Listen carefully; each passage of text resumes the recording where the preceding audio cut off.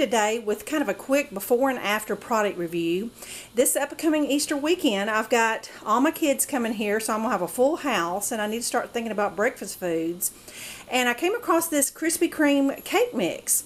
First of all, we don't live near a Krispy Kreme at all, and it's about $8 a dozen for their donuts. And two, we just don't have time to be rushing out and buying donuts that morning. And I thought this would be an easy alternative where I could bake the cake the night before and then slice it up and have it in the morning. So I'm not going to do a tutorial on how to bake a cake mix. It looks to be just your typical cake mix with oil, water, and eggs. So I'm just going to show you what the cake looks like afterwards and give you a taste test opinion. Okay, just want to share a couple notes before I pour it up and put it in the oven. That this is my foil pouch of glaze, so I'm just going to save that until after the cake is finished. And then I got my batter all mixed up, and then instead of it smelling like just a yellow cake mix, it smells exactly like a vanilla sugar cookie. I guess that's where the donut taste will come in, but it smells delicious without a doubt. I also noticed that it wasn't a full-size cake mix after I got to mixing it, and I looked on the box, and sure enough, it's kind of like a dozen donuts. It'll make 12 cupcakes or a large loaf or a small bundt cake, but not a full-size bundt cake. That's what I'm going to use, though, is the bundt pan.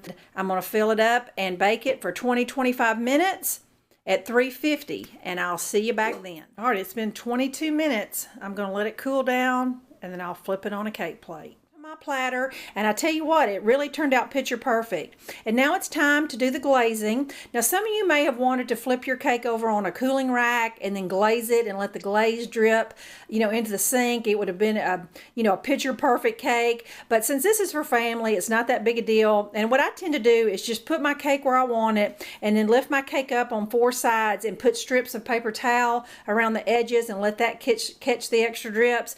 Now it's going to puddle up in the center, which that's fine, but this will catch majority of the drips, and if some glaze gets here on my platter, that's fine. It's not that big a deal. I'm going to glaze it. I'm going to let it cool off completely before I give a taste opinion. Just so you know about the glaze, it's not necessary to even put the paper towels around the edges. The glaze is super thick and it does not drip whatsoever. It's almost like frosting in a pouch. I squiggled it all over the cake, and it was exactly where I left it. It didn't run or anything. I literally had to take my finger and rub it all around just to cover the cake. Don't worry about drips. The glaze is where you put it.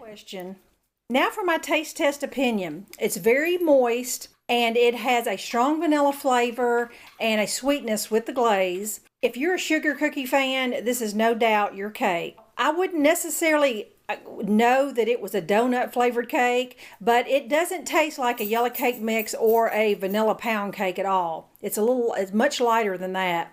But I think it's a fun alternative for $3.49.